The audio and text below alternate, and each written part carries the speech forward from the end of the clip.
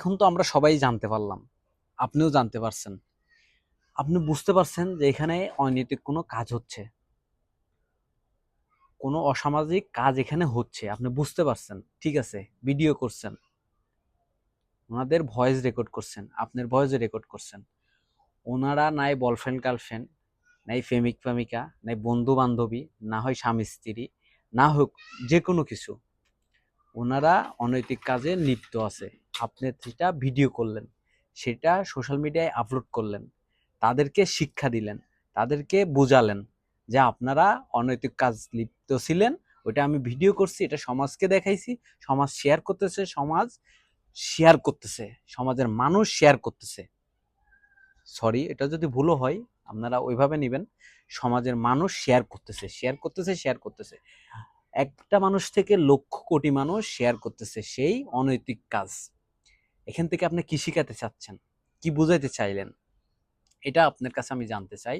আপনারা যারা শেয়ার করতেছেন তাদের থেকে আমি জানতে চাই আপনারা কি বুঝাইলেন।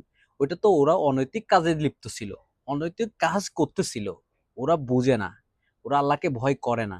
আপনি তো বুঝেন, আপনি তো জানেন, নাকি আপনিও জানেন না? যদি আপনি না জেনে থাকেন, আপনাকে বলি বোন, একজনা পাপ করতেছে, অনৈতিক কাজ করতেছে, ওখান থেকে ওদেরকে সরাইতে হবে, বুঝাইতে হবে। সেটা আপনি ভাইরাল করতে পারবেন না, তাকে হেনস্থা করতে পারবেন না, তার পাপ আপনি তুলে ধরতে পারবেন না। তাহলে সমান পাপী আপনি, ওই মহান আল্লাহ তাআলার কাছে সমান হিসাব দিতে হবে আপনাকে। পাপ মানুষের ঢিকুন, পাপ মানুষের ঢিকার চেষ্টা করুন।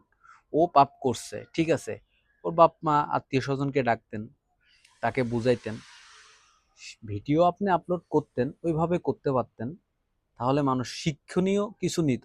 ওখান থেকে কি কি শিকার মতো হচ্ছে বা কি বুঝতেছে মানুষ? শুধু পাপই করতেছে। দেখেন, একটা মানুষের জন্য কয়টা মানুষ। আমি চাই সমাজের থেকে কিছু ভালো কিছু মেসেজ নেওয়ার। কোনো অনৈতিক কাজ থেকে কোনো কিছু মেসেজ, ভালো মেসেজ আসে না, আসতে পারে না। এই জন্য আমি আপনাদের কাছে এই ভিডিওটা করলাম বা এই কথাগুলো বললাম।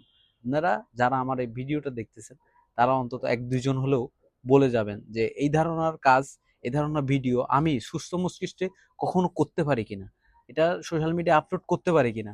মুসলমান, আল্লাহর কাছে জবাব দিতে হবে।